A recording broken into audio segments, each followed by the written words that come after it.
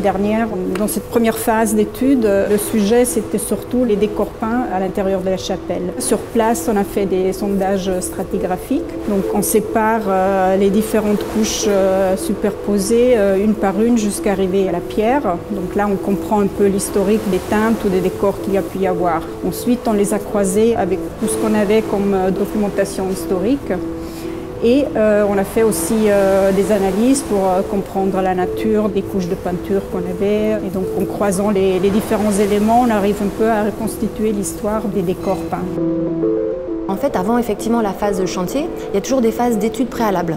Et on s'est rendu compte que 3 décors successifs étaient superposés, dont le plus ancien était celui réalisé lors de la campagne de travaux sous Napoléon III, c'est-à-dire dans les années 1850. Un deuxième autour de 1900 et un troisième sans doute posé dans l'entre-deux-guerres et dont on voyait encore des vestiges avec des nervures bleues, des sculptures grises et des fonds ocre. Le problème majeur, c'est que ces 3 décors successifs étaient peints à l'huile. Or, l'huile, c'est nocif pour la pierre puisque ça forme une sorte de couche imperméable, ça l'empêche de respirer et ça la dégrade progressivement. Au-delà, effectivement, des considérations historiques, parce qu'il y a des chantiers où on considère comme étant le dernier état connu, l'état à restituer. Au-delà de ces considérations-là, il y avait un problème technique lié à la matière apportée dans la peinture. L'architecte, la DRAC, les intervenants, les personnes qui ont mené ces études stratigraphiques se mettent autour de la table et décident du choix à faire. Nous avons décidé finalement de les supprimer. Si vous regardez ici, on a dû enlever tous les joints qui étaient au ciment. C'est pendant la campagne de restauration de Napoléon III qu'on a réalisé ces joints ciment qui sont extrêmement nocifs à long terme pour la pierre. Au niveau des visages, il y a eu des greffes ici, là, parce que ça, ça a été refait. Oui, ça va, parce que l'hypothèse, c'est que ce serait des ajouts refaits au 19e, de même que les 12 chapiteaux, parce que ça, on a les devis ou les mémoires d'entreprise.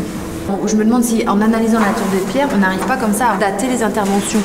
Ça paraît logique que les pierres aussi, elles aient été changées dans cette campagne-là. Et on y a appliqué probablement le badigeon aussi pour cacher les différences de pierres, l'état de conservation aussi.